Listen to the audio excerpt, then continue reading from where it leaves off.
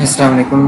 Today we will perform a practical of synchronous generator, and we will synchronize this synchronous generator with national grid or WAPDA.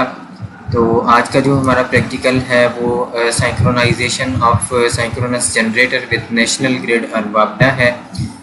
Synchronisation है क्या चीज़? Basically synchronization is basically making properties of one object same as another object. जिस तरह की properties एक object की हों उसी तरह की प्रॉपर्टीज़ किसी दूसरे ऑब्जेक्ट की भी सिमिलर प्रॉपर्टीज़ हम अगर कर दें तो उसको हम सिंक्रोनाइजेशन कहेंगे। लाइक मैं कहूँ कि कोई दो कार्स जो है वो सेम स्पीड से मूव कर रही हैं, तो मीन्स दोनों की दोनों सिंक्रोनाइज हैं। मीन्स किसी न किसी पर्सपेक्टिव से अगर कोई प्रॉपर्टीज़ सेम हो जाएं किसी भी दो ऑब्जेक्ट्स की, तो हम कहेंगे कि उन दोनों के दरमियान जो है वो सिंक्रोनाइजेशन है। तो in case of power system और in case of generator synchronization क्या चीज़ होती है? सिंक्रोनाइजेशन इज़ बेसिकली के दो जनरेटर्स के या किसी भी तीन जनरेटर्स के, चार जनरेटर्स के प्रॉपर्टीज़ उनकी जो सेम हो जाए। तो प्रॉपर्टीज़, इलेक्ट्रिकल प्रॉपर्टीज़ कौन कौन सी हो सकती हैं? That is voltage of the two generators और three generators should be same, and frequency of the two generators should be same, and also the phase sequence of two generators or three generators should be same। तो voltage same होने चाहिए, frequency same होनी चाहिए, और इसके अलावा जो generator है इनकमिंग जनरेटर उसका जो है फेज सीक्वेंस वो सेम होना चाहिए। So frequency should be same and also the phase sequence of the incoming generator should be same.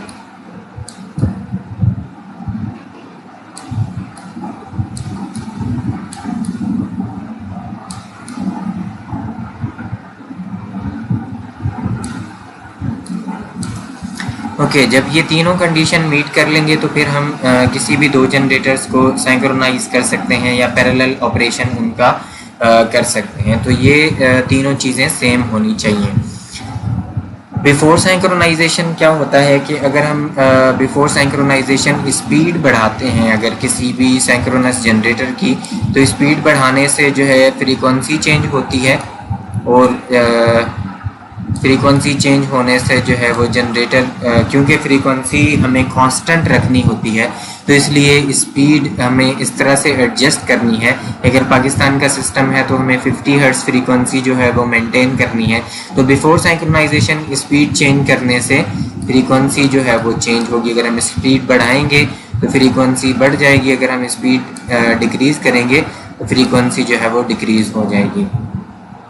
So this is case when the synchronization is not obtained। ठीक है, ये initial case है जब synchronisation obtained नहीं हुई। Speed change करने से frequency change होगी। अब क्योंकि हम सिंक्रोनस जनरेटर यूज़ कर रहे हैं तो सिंक्रोनस जनरेटर में दो ही चीज़ें होती हैं कि या तो उसकी स्पीड को चेंज कर दें हम प्राइम मूवर की स्पीड के साथ, या फिर हम जो उसकी फील्ड करंट है उस फील्ड करंट को चेंज कर दें।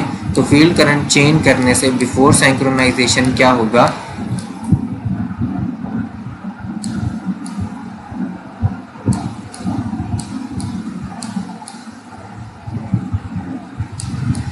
फील्ड करंट चेंज करने से before synchronisation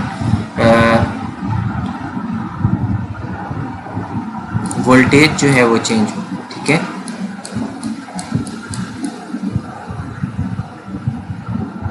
voltage of the generator will be change. Speed change करेंगे सिंक्रोनाइजेशन से पहले प्राइम मूवर की, तो फ्रीक्वेंसी चेंज होगी 50 हर्ट्ज़ से 50 हर्ट्ज़ से ज़्यादा हो जाएगी अगर हम स्पीड जो जनरेटर है उसकी रेटेड आरपीएम से बढ़ा देंगे। और अगर फील्ड करंट चेंज करेंगे तो वोल्टेज चेंज होंगे जो जनरेटर के टर्मिनल पे अवेलेबल होते हैं। ओके, आफ्टर सिंक्रोनाइजेशन अगर हम ये काम करेंगे तो आफ्टर सिंक्रोनाइजेशन अगर हम स्पीड ऑफ प्राइम मूवर को चेंज करना चाहेंगे तो स्पीड चेंज नहीं होगी। ठीक है, स्पीड चेंज नहीं होगी। देन स्पीड चेंज करने से फिर क्या चेंज होगा?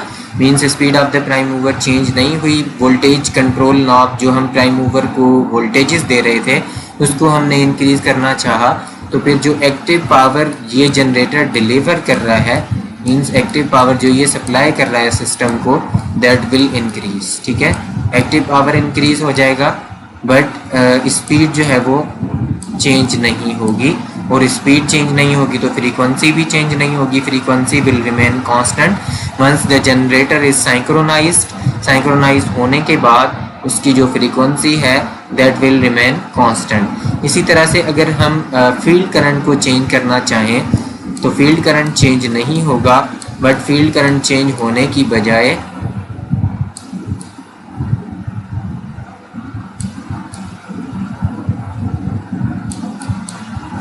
रिएक्टिव पावर जो है जनरेटर का वो चेंज हो जाएगा।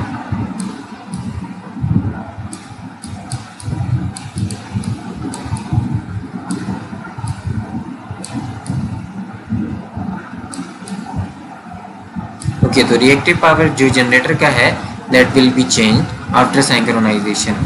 तो ये जनरल कंडीशंस थी। एक तो पहले हमने जो 3 कंडीशंस डिस्कस की वो हमने मीट करनी है। तो दूसरा ये समझना ज़रूरी है कि बिफोर सिंक्रोनाइजेशन अगर हम इन 2 पैरामीटर्स को चेंज करेंगे तो कौन से पैरामीटर्स चेंज होंगे, और आफ्टर सिंक्रोनाइजेशन अगर हम इन 2 पैरामीटर्स को चेंज करेंगे तो क्या चीज़ें चेंज होंगी। नाउ मेथड देख लेते हैं कि मेथड किस तरह से वर्कआउट करता है। कि हमने जो मेथड यूज़ करना है वो ब्राइट लैम्प मेथड यूज़ करना है।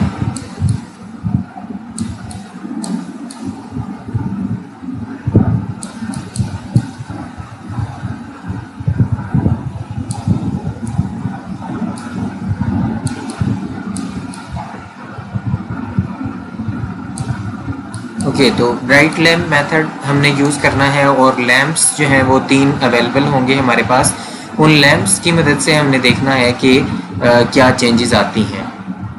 तो अगर लैम्प पे हमने ये गौर करना है कि अगर तो उनकी जो ब्राइटनेस है, ब्राइटनेस जो है वो चेंज हो रही है, मींस ब्राइटनेस बहुत ज़्यादा हाई है। तो ब्राइटनेस हाई होने का मतलब ये है कि 2 जनरेटर्स के दरमियान जो वोल्टेज का डिफरेंस है वो ज़्यादा है। ठीक है, ब्राइटनेस अगर बहुत ज़्यादा है।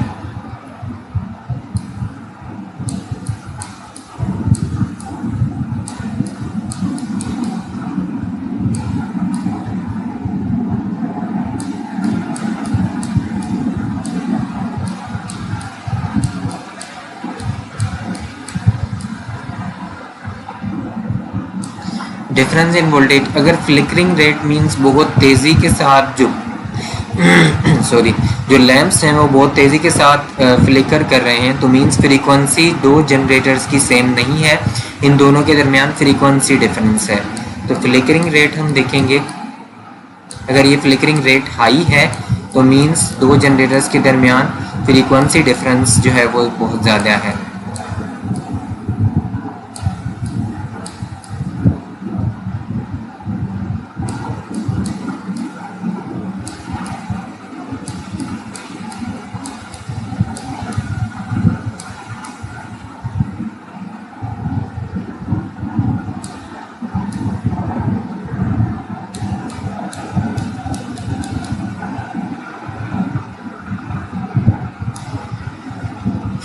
ओके, इसके अलावा हमने ये देखना है कि अल्टरनेट ग्लोइंग तो नहीं है। तीनों जो हमारे पास लैंप्स हैं उनकी अगर अल्टरनेट ग्लोइंग है, मींस एक ऐसा लगता है हमें कि पहले एक ऑन होता है फिर दूसरा फिर तीसरा, तो अल्टरनेट ग्लोइंग अगर हमें नज़र आ रही है तो इट मींस 2 जनरेटर्स के दरमियान फेज सीक्वेंस का प्रॉब्लम है। ठीक है,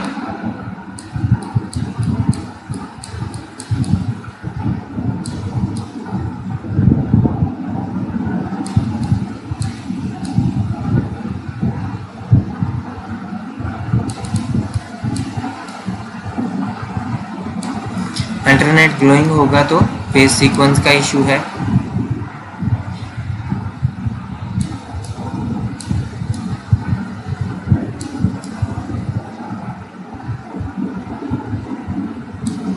ओके, तो ये कंडीशंस हमने देखनी है, और जब ये कंडीशंस मीट हो जाए मींस ब्राइटनेस भी इतनी ज़्यादा नहीं है, जो हमने सिंक्रोनाइजिंग मॉड्यूल यूज़ किया है वहाँ पर लैंप्स की जो ब्राइटनेस है वो बिल्कुल डार्क हो गई है, फ्लिकरिंग रेट बहुत कम हो गया है, मींस ज़्यादा नहीं है, और इसके अलावा अल्टरनेट ग्लोइंग जो है वो नहीं है, तीनों लैंप्स बिल्कुल एक साथ ग्लो कर रहे हैं, तो मीन्स फेज सीक्वेंस भी ठीक है। तो जब ये तीनों कंडीशंस ठीक होंगी और मीट हो जाएंगी, then we will synchronize the generator.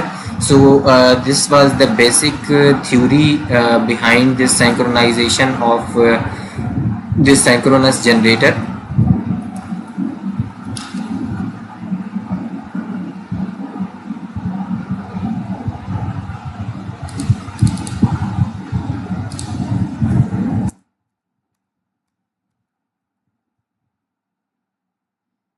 Okay, तो अब चलते हैं एक्सपेरिमेंट की तरफ और एक्सपेरिमेंट देखते हैं कि किस तरह से परफॉर्म होता है। हमने LVSIM जो है वो ऑलरेडी ओपन किया हुआ है, lvsim.labworld.com।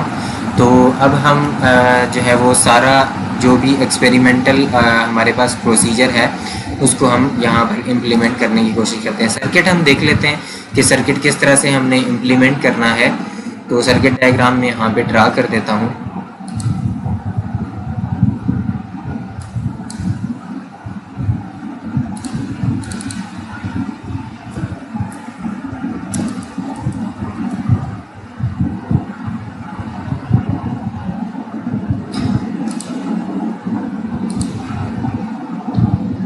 ओके, सर्किट डायग्राम, ये जो हमारे पास जनरेटर है,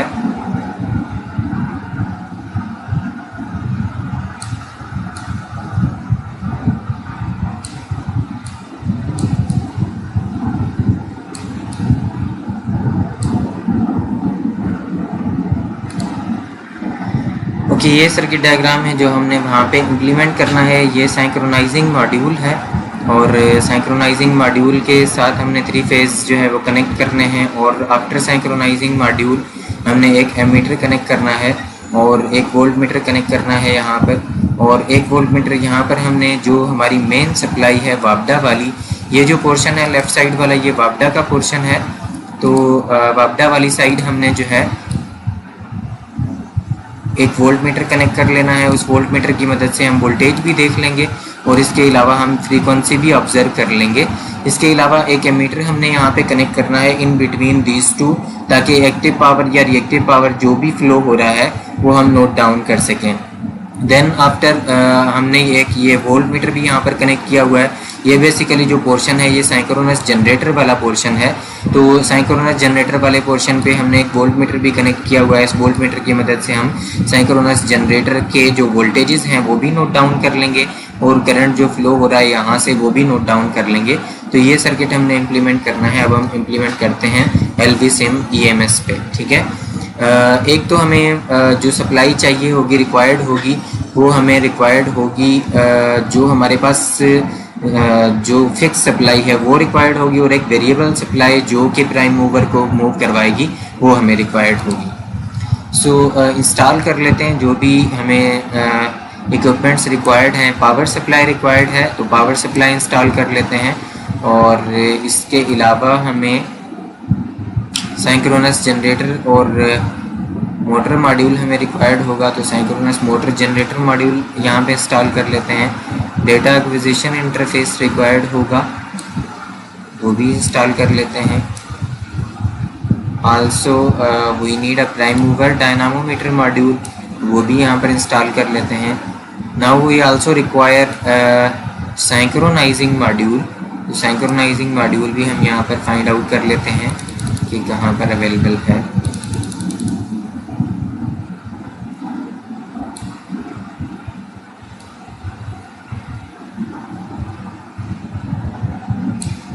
ये सिंक्रोनाइजिंग मॉड्यूल है तो ये भी अब हमें कनेक्ट करना पड़ेगा। ओके, सिंक्रोनाइजिंग मॉड्यूल भी हमने इंस्टॉल कर लिया एंड सारी चीज़ें इंस्टॉल हो गई हैं। अब हमें कनेक्शन जो है वो यहाँ पर बनाने हैं, तो कनेक्शन जो है वो हम यहाँ पर बना लेते हैं। सर्किट डायग्राम दोबारा से ओपन कर लेते हैं ताकि इजी हो जाए। ओके, तो ये सर्किट डायग्राम है। सबसे पहले तो हमें 3 फेज सप्लाई कनेक्ट करनी है वापडा वाली। वापडा का मतलब हम यहाँ पर यूज़ करेंगे फिक्स सप्लाई एज अ वापडा। ये जो फिक्स इसको हम एज अ वापडा के तौर पे यूज़ करेंगे। तो ये सिंक्रोनाइजिंग मॉड्यूल के किसी भी या अपर पार्ट पे कनेक्ट कर दें या लोअर पार्ट पे कनेक्ट कर दें, तो हम दोनों जो है वो टर्मिनल्स पे कनेक्ट कर सकते हैं। चाहे अपर टर्मिनल्स पे कनेक्ट कर दें, चाहे लोअर टर्मिनल्स पे कनेक्ट कर दें। देन जब सिंक्रोनाइजिंग कंडीशंस सारी की सारी मीट हो जाएंगी, then we will just turn on this main switch of synchronising module. तो अब हम कनेक्शन कर लेते हैं। यहाँ से 3 फेज सप्लाई डायरेक्ट हम कनेक्ट कर लेते हैं सिंक्रोनाइजिंग मॉड्यूल के साथ।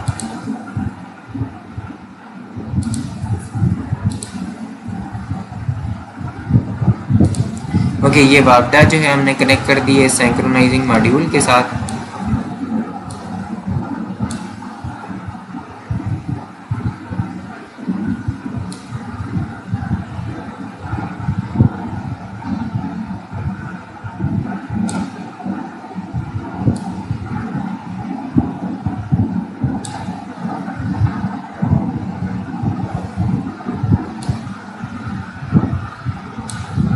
कि इसको हम यहाँ पर ही कनेक्ट कर लेते हैं।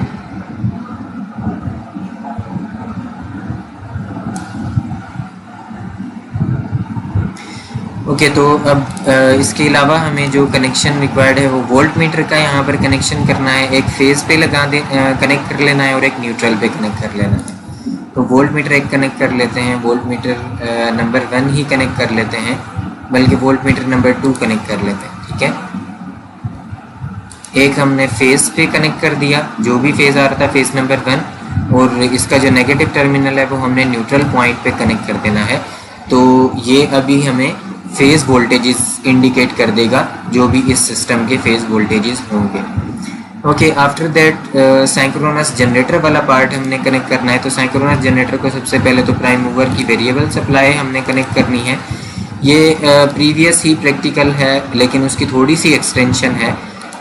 नेगेटिव जो है वो हम कनेक्ट कर लेते हैं इस डीसी सप्लाई का with negative of prime mover. Okay, after that ये जो फिक्स सप्लाई है ये हम सिंक्रोनस जनरेटर के जो एक्साइटेशन है उसको दे देते हैं। ओके, अब ये जनरेटर है, तो जनरेटर से जो भी टर्मिनल्स आउट होंगे वो हम सिंक्रोनाइजिंग मॉड्यूल पे कनेक्ट करेंगे।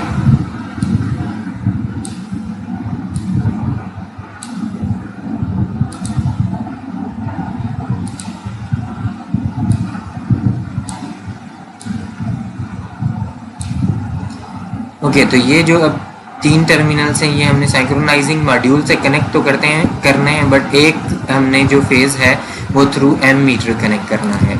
तो यहाँ पर अगर हम देखें, ये phase number 1 let's suppose through ammeter connect करना है सिंक्रोनाइजिंग मॉड्यूल के साथ। तो यहाँ से हम कनेक्ट करते हैं ammeter number 1, positive terminal connect कर दिया, और जो नेगेटिव टर्मिनल है वो हम अब सिंक्रोनाइजिंग मॉड्यूल के साथ कनेक्ट कर लेते हैं। बाकी के जो 2 टर्मिनल्स हैं वो हम डायरेक्ट कनेक्ट कर लेते हैं विद सिंक्रोनाइजिंग मॉड्यूल।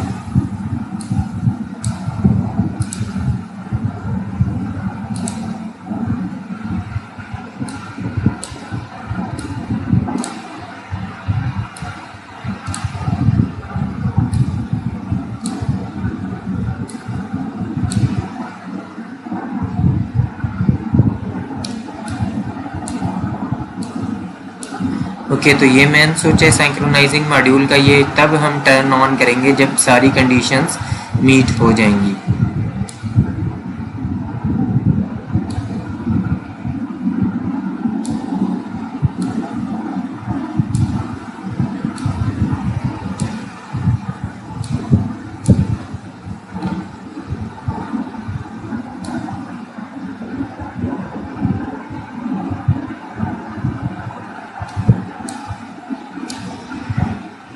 ओके, तो अब 24 वोल्ट एसी सप्लाई भी हम यहाँ पर कनेक्ट कर देते हैं, क्योंकि ये प्राइम मूवर को रिक्वायर्ड होगी स्पीड इंडिकेट करने के लिए।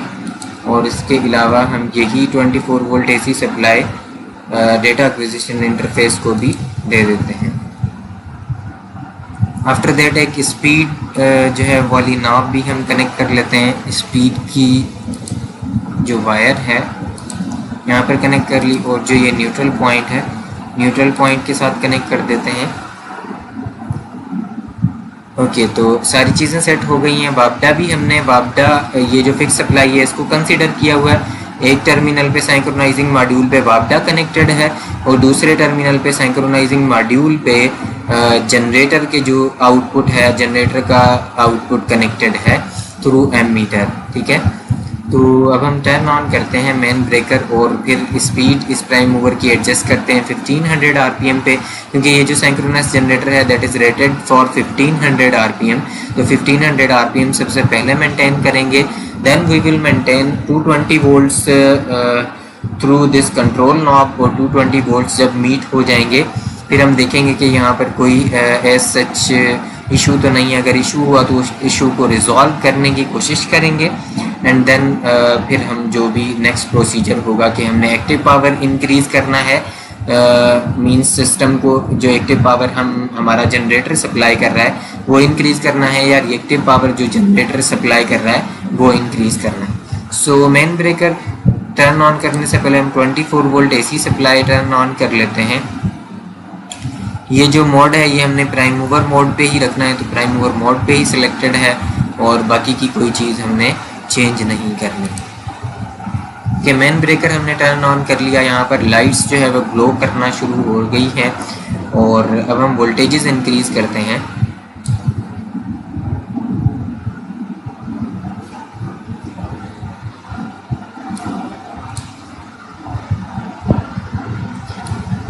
ओके, बेल्ट कनेक्ट करना हम भूल गए थे, तो बेल्ट कनेक्ट कर लेते हैं। सबसे पहले तो स्टॉप द मोटर करते हैं कि motor is stop.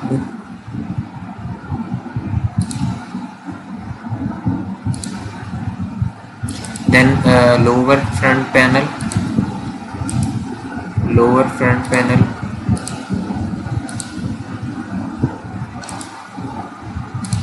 Raise front panel, again raise front panel और दोबारा से 24 volt AC supply turn on करते हैं, मेन ब्रेकर टर्न ऑन करते हैं।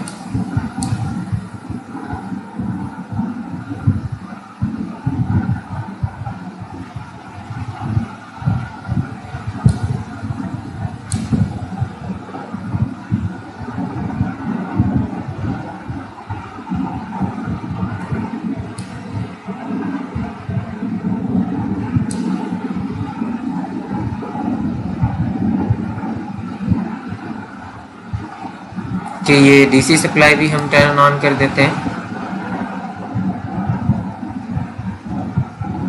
इसको ऑफ करते हैं। ऑफ करने से यहाँ पे देखें ये जो कलर है बिल्कुल डिम हो गया है। जब हम टर्न ऑन करते हैं तो ये कलर ब्राइटर हमें नज़र आ रहा है। ओके, तो 1500 आरपीएम तो सबसे पहले मेंटेन करेंगे, देन हम देखते हैं कि कोई इशू है तो उसे रिजॉल्व करने की कोशिश करेंगे।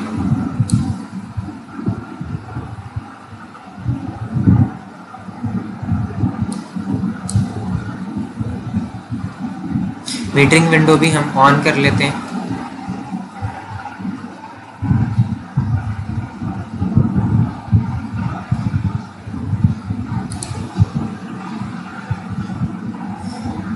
E2 जो है वो वापडा वाला वोल्ट मीटर है और E1 जो है जनरेटर का वोल्ट मीटर है।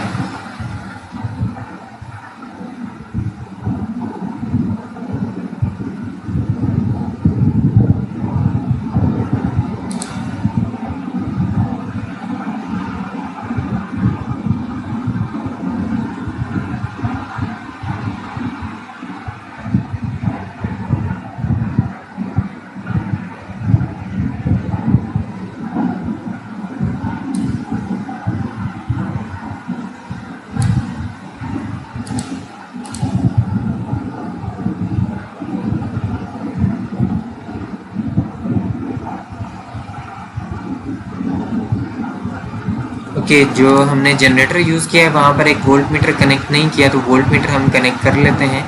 सबसे पहले ये टर्न ऑफ करते हैं मेन सर्किट ब्रेकर को और एक वोल्ट मीटर जनरेटर पर भी कनेक्ट कर लेते हैं। तो जनरेटर के एक फेज़ पे और एक न्यूट्रल पे या स्टार पॉइंट पे हम कनेक्ट कर लेते हैं। तो ये फेज़ है, यहाँ पर पर हमने कनेक्ट कर लिया और ये एक स्टार पॉइंट है, तो इस स्टार पॉइंट पे हम कनेक्ट कर लेते हैं ताकि हमें वोल्टेज इस जनरेटर के जो भी हैं वो पता चल जाए। स्टॉप द मोटर करते हैं। ओके, मोटर स्टॉप हो गई है। दोबारा से 24 volt AC supply turn on करते हैं और उसके बाद मेन सर्किट ब्रेकर को टर्न ऑन करते हैं। कि मीटरिंग विंडो फिर से ओपन करते हैं।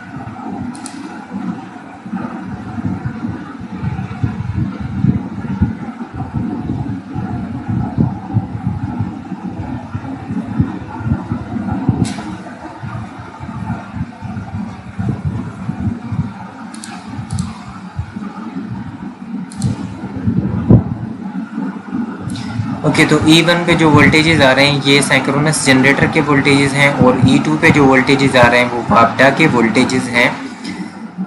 E1 पे हम फ्रीक्वेंसी भी यहाँ पर ऑब्जर्व कर लेते हैं, तो M4 को हम E1 की फ्रीक्वेंसी के लिए यहाँ पर सिलेक्ट कर लेते हैं। तो व्यू में जाते हैं और मीटर सेटिंग में जाते हैं, यहाँ से M4 सिलेक्ट कर लें और M4 को हमने सिलेक्ट करना है for frequency of E1 means synchronous generator. ठीक है, E1 जो है वो साइक्रोनस जनरेटर वाला वोल्ट मीटर है और E2 वापडा का वोल्ट मीटर है। अप्लाई करते हैं, ओके कर दें। तो ये जो फ्रीक्वेंसी इंडिकेट हो रही है E1 की इंडिकेट हो रही है और E1 जो है साइक्रोनस जनरेटर है, तो 49.4 समथिंग चल रही है।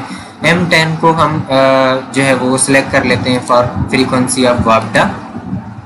मीटर सेटिंग में जाएं,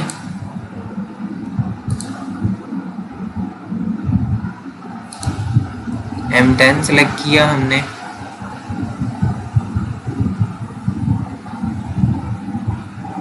तो M10 को हमने वापडा की फ्रीक्वेंसी के लिए सेट करना है।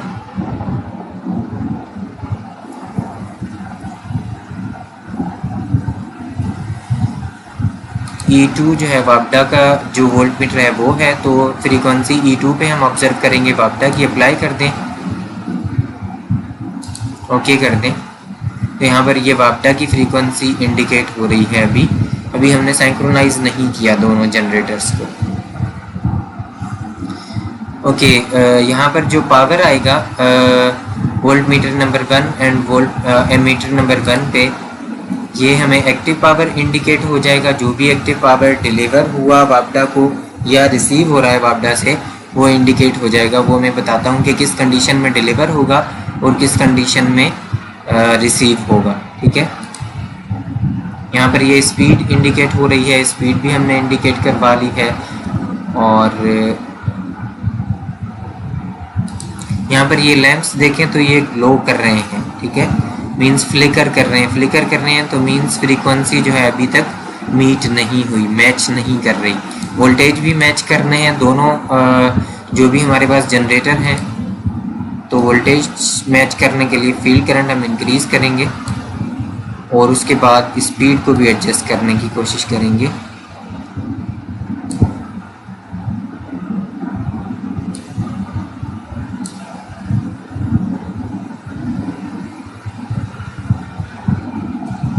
मीटरिंग विंडो पे फिर से ऑब्जर्व करते हैं, यहाँ पर 187 वोल्ट्स अभी भी आए हैं, अभी भी वोल्टेज मीट नहीं हो रहे।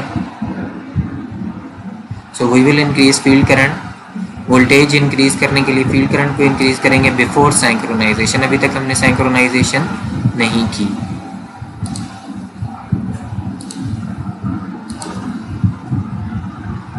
अभी भी दोनों जनरेटर्स के जो वोल्टेजेस हैं वो मैच नहीं हुए, तो फिर से हम फील्ड करंट इंक्रीज करते हैं।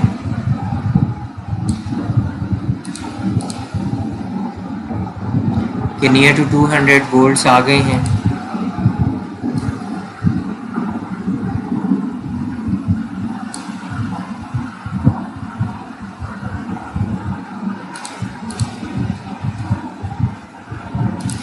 अभी भी दोनों जनरेटर के जो वोल्टेजेस हैं वो मीट नहीं हुए।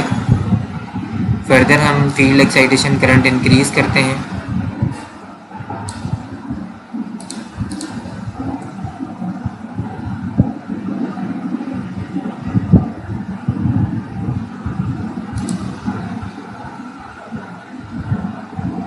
ओके, स्पीड इंक्रीज हो रही है, तो अभी हम और थोड़ा सा फील्ड करंट को इंक्रीज कर लेते हैं। यहाँ पर देखें तो ये जो लैंप्स हैं वो तकरीबन डार्क हो गए हैं।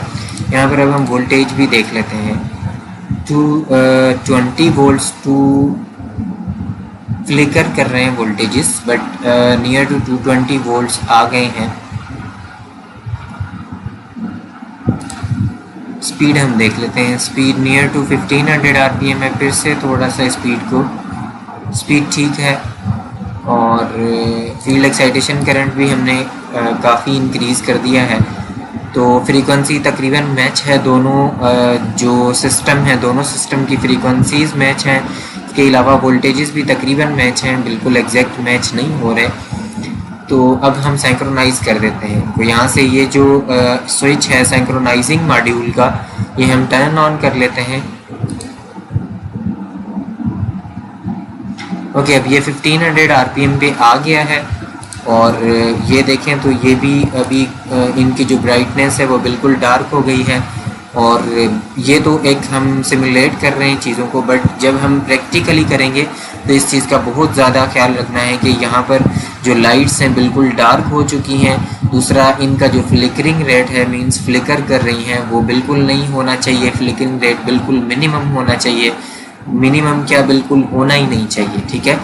इसके अलावा जो अल्टरनेट ग्लोइंग है वो बिल्कुल नहीं होनी चाहिए। फेज सीक्वेंस इशू बहुत बड़ा इशू है किसी भी जनरेटर्स का, कि दो जनरेटर्स के दरमियान फेज सीक्वेंस का अगर इशू होगा तो दो जनरेटर्स के जो दो फेजेस हैं, मींस डिफरेंट फेजेस आपस में शॉर्ट सर्किट हो सकते हैं। और शॉर्ट सर्किट होंगे तो वाइंडिंग्स दोनों जनरेटर्स की बर्न आउट हो सकती हैं।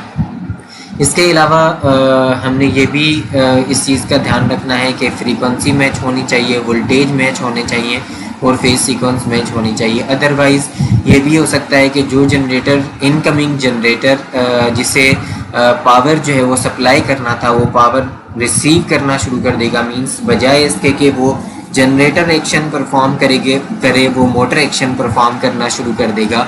और जब मोटर एक्शन परफॉर्म करना शुरू करेगा, मींस वो सिस्टम को इलेक्ट्रिसिटी या पावर प्रोवाइड करने की बजाय सिस्टम से पावर ड्रा करना शुरू कर देगा। और जब सिस्टम से पावर ड्रा करेगा, मींस वो एज अ लोड के तौर पे एक्ट करना शुरू करेगा सिस्टम पे। और हो सकता है कि डिफरेंट जो जनरेटर्स हैं वो आउट होना शुरू हो जाएं सिस्टम से। मींस उनकी जो सिंक्रोनिज्म है, सिंक्रोनाइजेशन है डिफरेंट जनरेटर्स की, वो भी ब्रेक होना शुरू हो जाए और सिंक्रोनाइजेशन लूज़ होना शुरू हो जाए। और जब सिंक्रोनाइजेशन लूज़ होगी तो एक जनरेटर आउट होगा, फिर सारा लोड जो है दूसरे जनरेटर्स पे जो है वो ट्रांसफ़र होगा। जब दूसरे जनरेटर पे ट्रांसफ़र होगा तो वो जनरेटर भी आउट होना शुरू हो जाएगा। मींस इसी तरह से एक कंटिन्यूअस सिंक्रोनिज्म जो है वो लूज़ होना शुरू हो जाएगी। तो जब सिंक्रोनिज्म लूज़ होगी तो हमारा जो सिस्टम है वो ब्लैकआउट की तरफ जा सकता है। तो मींस बहुत ही एहतियात के साथ सिंक्रोनाइजेशन को मीट करना है। और सिंक्रोनाइजेशन मीट करने के बाद फिर हमें बहुत ही एहतियात के साथ जनरेटर एक्शन परफॉर्म करवाना है, जो जनरेटर हमने सिंक्रोनाइज किया है उसको। अब हम मीटरिंग विंडो पे आते हैं और मीटरिंग विंडो पे कंडीशन देखते हैं कि क्या कंडीशन है। यहाँ पर देखें तो जो एक्टिव पावर है वो माइनस में आ रहा है। एक्टिव पावर माइनस में आने का मतलब ये है कि ये जो जनरेटर है अब जनरेटर एक्शन परफॉर्म कर रहा है, क्योंकि अब जो जनरेटर है वो ये अगर हम वोल्ट मल्टीमीटर को देखें, यहाँ पे मल्टीमीटर को हमने कनेक्ट किया है इस डायरेक्शन में मल्टीमीटर कनेक्टेड है। तो इस डायरेक्शन में जब मल्टीमीटर कनेक्टेड होगा और ये वोल्टमीटर कनेक्टेड होगा इस जनरेटर का, अगर तो पावर पॉजिटिव आ रही है, मींस ये जो एमीटर है इसकी वैल्यू पॉजिटिव है, तो पावर पॉजिटिव आने का मतलब ये है कि ये जो जनरेटर है ये एक्टिव पावर रिसीव कर रहा है। ठीक है, अगर ये P की वैल्यू पॉजिटिव आ रही है तो ये जनरेटर एक्टिव पावर रिसीव कर रहा है, मींस जो पावर की फ्लो है वो इस डायरेक्शन में है। ठीक है, अगर इसकी वैल्यू एक्टिव पावर की वैल्यू नेगेटिव है तो नेगेटिव होने का मतलब ये है कि ये जो जनरेटर है ये एक्टिव पावर सप्लाई कर रहा है। एक्टिव पावर सप्लाई करने का मतलब जो डायरेक्शन बनेगी एक्टिव पावर की, इस केस में जब वो सप्लाई कर रहा होगा जनरेटर, वो ये वाली बनेगी और डायरेक्शन इस राइट हैंड साइड से लेफ्ट हैंड साइड की तरफ होगी। Means this generator is supplying active power to the system, क्योंकि ये जो ओवरऑल कनेक्शन है ये सिस्टम के हैं या वापडा के हैं, तो वापडा को एक्टिव पावर सप्लाई हो रही है। और जब सप्लाई हो रही है, सप्लाई करने वाला कौन है? ये जो साइक्रोनस जनरेटर है ये है एक्टिव पावर सप्लाई करने वाला। So this is very important to understand कि किस तरह से ये फिनोमेना हो रहा है, और जब एक्टिव पावर पॉजिटिव होगी तो उसका क्या मकसद है?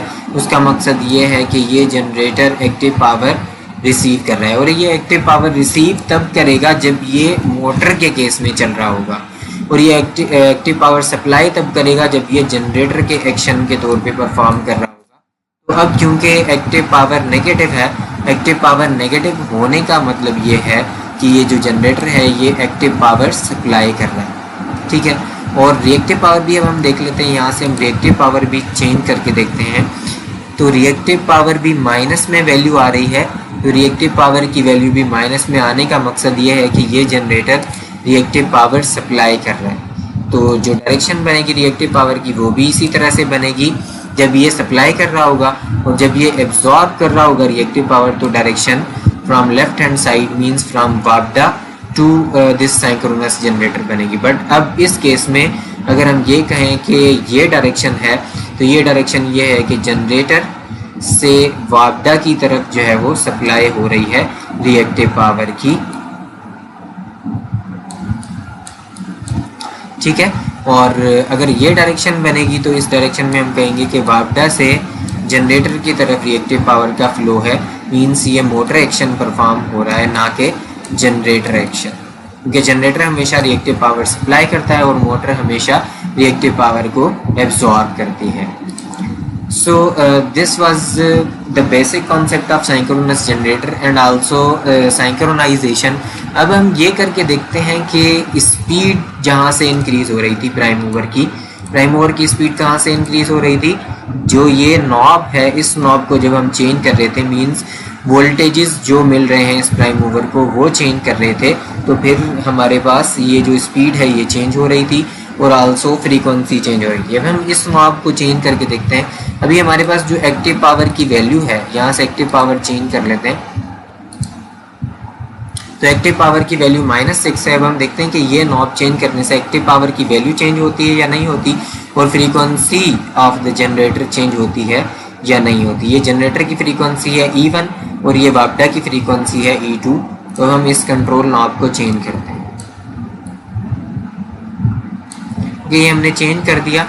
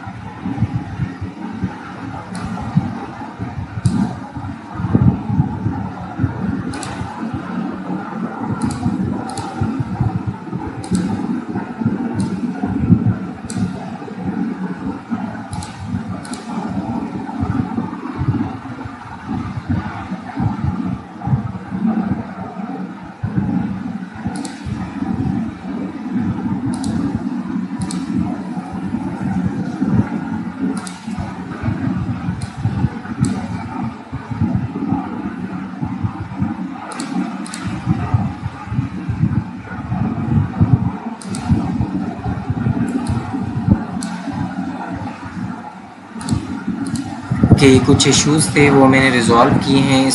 इसकी सिंक्रोनिज्म जो है वो लूज़ हो गई थी कि मैंने स्पीड यहाँ से बहुत ज़्यादा इंक्रीज़ कर दी थी, मींस वोल्टेजेस बहुत ज़्यादा इंक्रीज़ कर दिए थे प्राइम मूवर के, तो सिंक्रोनिज्म लूज़ जो है लॉस हो गई थी।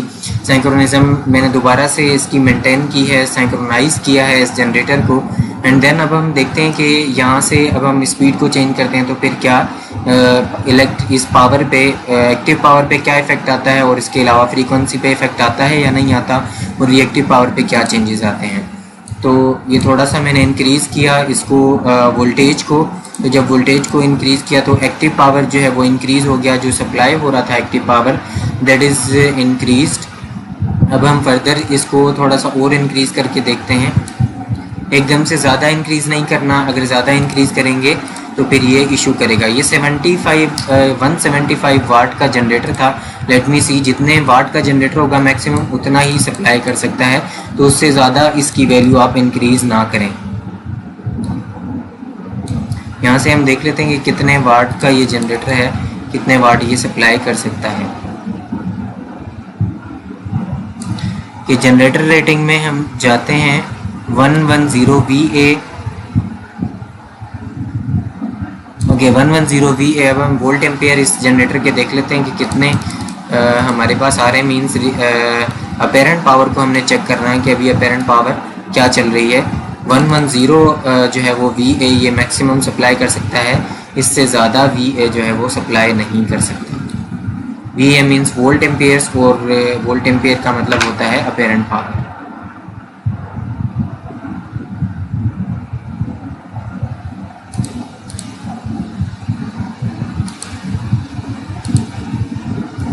कि 96 VA हैं, तो थोड़ा सा हम इंक्रीज़ कर सकते हैं, इससे ज़्यादा इंक्रीज़ नहीं कर सकते।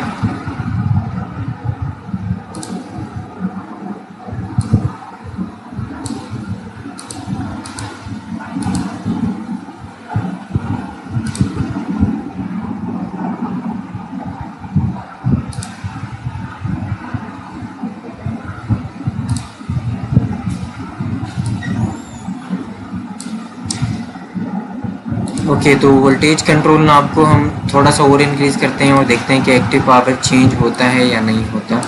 थोड़ा सा और इंक्रीज़ किया हमने, पहले 96 वाट्स थे, अभी 129 वोल्ट एम्पियर आ गए हैं, तो ये मैक्सिमम रेटिंग हम क्रॉस कर रहे हैं, तो इससे ज़्यादा अब हम इंक्रीज़ नहीं करते इसको एक्टिव पावर को, और इस नॉब को हम रोटेट करके प्रीवियस वैल्यू पे लेके जाते हैं। ओके, यहाँ पर हम ले आए। अब हम एक्टिव पावर देखते हैं, 24 वोल्ट एम्पियर ये सप्लाई कर रहा है, और एक्टिव पावर जो है माइनस में आ गया है, मींस मोटर एक्शन की तरफ हम आ गए हैं। थोड़ा सा इंक्रीज़ करते हैं इसको। ओके, पॉजिटिव हो गया, अब ये सप्लाई करना शुरू कर दिया है इसने, तो 16 वाट्स आ रहे हैं। अब हम चेंज करते हैं, यहाँ से रिएक्टिव पावर सिलेक्ट कर लेते हैं और चेंज करते हैं फील्ड एक्साइटेशन करंट को। फील्ड एक्साइटेशन करंट को चेंज करके देखते हैं कि यहाँ से ये रिएक्टिव पावर चेंज होता है या नहीं होता। फ्रीक्वेंसी अब जनरेटर्स की चेंज नहीं होती जब तक सिंक्रोनिज्म जो है वो लूज़ नहीं हो जाती। तो यहाँ से अब हम फील्ड करंट को इंक्रीज़ करते हैं। फील्ड करंट हमने इंक्रीज़ किया, रिएक्टिव पावर -9 जो है वो VAR की तरफ आ गया। फर्दर इंक्रीज़ करते हैं। ओके, ये पॉजिटिव हो गया, तो अब इसने रिएक्टिव पावर जो है वो सप्लाई करना शुरू कर दिया। पहले ये नेगेटिव था, अब इसने रिएक्टिव पावर सप्लाई करना शुरू कर दिया है। फर्दर इंक्रीज़ करते हैं, मैक्सिमम पोजीशन पे हम ले आए हैं, तो मैक्सिमम पोजीशन पे जो VAR ये दे रहा है, ये 7 VAR दे रहा है। ठीक है, तो ये कंडीशन हमने देखनी है कि जब हम सप्लाई करते हैं तो फिर क्या पॉजिटिव हमारे पास रिएक्टिव पावर आता है, और उसके बाद जो है जो एक्टिव पावर है वो भी पॉजिटिव आता है जब हम सप्लाई करते हैं। ये मीटर की कंडीशन पे डिपेंड करता है। ये माइनस मैंने इसलिए बताया था कि हम डायरेक्शन, हमने जो एमीटर का डायरेक्शन रखा हो वो इस तरह से रखा है कि जनरेटर से पावर वापडा से जनरेटर की तरफ। अभी क्योंकि हमने इस जनरेटर से वापडा की तरफ रखा हुआ है, तो जनरेटर से वापडा की तरफ का मतलब ये है जब पॉजिटिव वैल्यू आएगी मींस जनरेटर से सप्लाई हो रहा है वापडा की तरफ। यहाँ पर मैंने जो आप लोगों को समझाया था minus value with reference to कि जब ये एमीटर कनेक्टेड है वापडा से जाते हुए जनरेटर की तरफ, बट अब हमने रिवर्स डायरेक्शन में इस एमीटर को कनेक्ट किया हुआ है, क्योंकि जनरेटर से कनेक्ट करके ये जनरेटर का टर्मिनल कनेक्ट हुआ था और उसके बाद यहाँ पर पॉजिटिव ऑफ एमीटर कनेक्टेड है और यहाँ पर नेगेटिव ऑफ एमीटर कनेक्टेड है। तो जब ये कंडीशन होगी तो जब हमारे पास एक्टिव पावर पॉजिटिव आएगा, पॉजिटिव आने का मतलब मीन्स ये डायरेक्शन है फ्रॉम राइट टू लेफ्ट, तो means reactive active power positive है, तो जनरेटर से सप्लाई हो रहा है एक्टिव पावर टूवर्ड्स वापडा।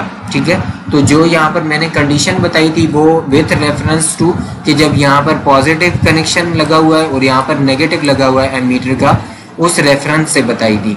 बट अब रेफरेंस जो है वो चेंज्ड है। यहाँ पर हमने देखा भी है कि ये किया था हमने जनरेटर से टर्मिनल यहाँ से हमने कनेक्ट किया विथ एमीटर और फिर एमीटर के बाद हम आगे लेके गए हैं, सॉरी ये एमीटर था, जनरेटर से टर्मिनल कनेक्ट किया एमीटर के साथ और एमीटर फर्दर हम लेके गए हैं इस टर्मिनल के साथ। तो मींस जनरेटर से हमने स्टार्ट लिया है और जनरेटर का टर्मिनल पॉजिटिव टर्मिनल कनेक्टेड है विथ पॉजिटिव ऑफ एमीटर, तो ये वाला कनेक्शन बनता है। तो जब ये कनेक्शन बनेगा और एक्टिव पावर पॉजिटिव आएगा मींस एक्टिव पावर जो है वो डिलीवर हो रहा है जनरेटर से वापडा की तरफ। ठीक है, जनरेटर से वापडा की तरफ जब active power means P positive है और जब रिएक्टिव पावर पॉजिटिव है, रिएक्टिव पावर पॉजिटिव होने का मतलब जनरेटर से सप्लाई हो रहा है टुवर्ड्स वापडा, क्योंकि एमीटर का हमने डायरेक्शन देखना है। अगर आप एमीटर रिवर्स डायरेक्शन में कनेक्ट करते हैं और फिर वैल्यू आपके पास नेगेटिव आती है, वैल्यू नेगेटिव आने का मतलब फिर ये होगा कि जनरेटर से सप्लाई हो रहा है वापडा की तरफ। बट अब चूंकि एमीटर कनेक्टेड है इस डायरेक्शन में कि यहाँ पे पॉजिटिव है means positive of ammeter is connected with positive of this generator, तो इस केस में पावर पॉजिटिव आने का मतलब एक्टिव पावर सप्लाई हो रहा है जनरेटर से वापडा की तरफ। ओके, तो अब हमने ये देखा कि रिएक्टिव पावर चेंज हो रहा है जब हम फील्ड एक्साइटेशन करंट को चेंज करते हैं, मीन्स हम रिएक्टिव पावर को चेंज करते हैं आफ्टर सिंक्रोनाइजेशन कि हम फील्ड एक्साइटेशन करंट को चेंज कर लें। और अगर हम प्राइम मूवर की स्पीड को चेंज करेंगे फर्दर, तो स्पीड फर्दर चेंज नहीं होगी, बट उसका जो एक्टिव पावर डिलीवर हो रहा है टू द सिस्टम और वापडा वो चेंज होगा। क्यों चेंज नहीं होगा? वो इसलिए क्योंकि ये बहुत ही स्मॉलर जनरेटर है as compare to overall system of वापडा। ओवरऑल सिस्टम ऑफ वापडा में मेगावाट्स में जो है वो पावर फ्लो हो रही है और मेगावाट्स में जनरेटर जो है वो सिंक्रोनाइज्ड है। तो ये तो एक जनरेटर है, लेट्स सपोज 20,000 मेगावाट एक हमारा सिस्टम है वापडा का, हम एक 2 मेगावाट का जनरेटर इंसर्ट करना चाह रहे हैं वापडा के अंदर। तो अब ये 2 मेगावाट वाले जनरेटर की इतनी कोई हैसियत नहीं है, इतना इन्फ्लुएंस नहीं होगा एज कम्पेयर टू वापडा, क्योंकि वापडा ऑलरेडी 20,000 में एग्जांपल ले रहा हूँ 20,000 मेगावाट का सिस्टम है। तो 20,000 मेगावाट के सिस्टम की फ्रीक्वेंसी ये जनरेटर चेंज किसी तरह भी नहीं कर सकता। तो जब ये चेंज नहीं कर सकता तो कुछ ना कुछ ये कंट्रीब्यूट करेगा, तो ये जो कंट्रीब्यूट करेगा वो एक्टिव पावर कंट्रीब्यूट करेगा। जब हम स्पीड चेंज करना चाहेंगे स्पीड चेंज नहीं होगी, बट एक्टिव पावर कंट्रीब्यूशन होगी इस जनरेटर की। और अगर हम फील्ड एक्साइटेशन करंट को चेंज करना चाहेंगे तो फील्ड एक्साइटेशन करंट चेंज नहीं होगा इस जनरेटर का। अगेन जो वापडा का सिस्टम है that is too much bigger, तो उसकी कंपैरिजन में ये इतना बड़ा जनरेटर नहीं है कि उसकी जो रिएक्टिव पावर है मींस उसकी जो वोल्टेज है वोल्टेज को चेंज किसी तरह भी नहीं कर सकता। यहाँ पर हम देख भी रहे हैं 230 वोल्ट है, तो 230 वोल्ट ही कांस्टेंट है थ्रू आउट द एक्सपेरिमेंट, इसको चेंज नहीं कर सकते। तो इसको जब चेंज नहीं कर सकते तो किसी न किसी तरह कंट्रीब्यूट करेगा, तो वो कंट्रीब्यूशन रिएक्टिव पावर में होगी। रिएक्टिव पावर चेंज होगा by changing the field excitation current of this generator. ये बहुत बड़ा कॉन्सेप्ट है पावर सिस्टम का, और पावर सिस्टम को समझने के लिए बहुत ही इम्पॉर्टेंट कॉन्सेप्ट है। सारे जनरेटर्स जिस तरह भी ऑपरेट होते हैं, जिस तरह भी सिंक्रोनाइज होते हैं, वो इसी फिनोमेना के थ्रू जो है वो सिंक्रोनाइज होते हैं। और आफ्टर सिंक्रोनाइजेशन अगर किसी जनरेटर से हमने एक्टिव पावर को बढ़ाना है कि ये जनरेटर एक्टिव पावर जो सप्लाई हो रहा है ओवरऑल सिस्टम के अंदर उसको चेंज करना है, तो उसको चेंज करने के लिए स्पीड को चेंज करेंगे। और अगर हमें रिएक्टिव पावर को चेंज करना है जो सिस्टम में इंसर्ट कर रहे हैं हम अपने जनरेटर के थ्रू, तो हम फील्ड एक्साइटेशन करंट को चेंज करेंगे तो रिएक्टिव पावर चेंज हो जाएगा। So thank you very much. This was all about synchronization of the synchronous generator with वापडा और नेशनल ग्रिड। और हमने सिंक्रोनाइज किया, सिंक्रोनाइज करने के बाद एक्टिव पावर भी सप्लाई किया टू वापडा और हमने रिएक्टिव पावर भी सप्लाई किया विद दिस जनरेटर टू वापडा। तो ये पॉसिबल है, किया जा सकता है, एक्टिव पावर भी सप्लाई किया जा सकता है, वापडा को रिएक्टिव पावर भी सप्लाई किया जा सकता है through this phenomena and through this synchronising module. तो so this was all about synchronous generator and synchronization of synchronous generator। और नेक्स्ट प्रैक्टिकल में इंशाल्लाह मिलते हैं, तब तक के लिए अल्लाह हाफिज़।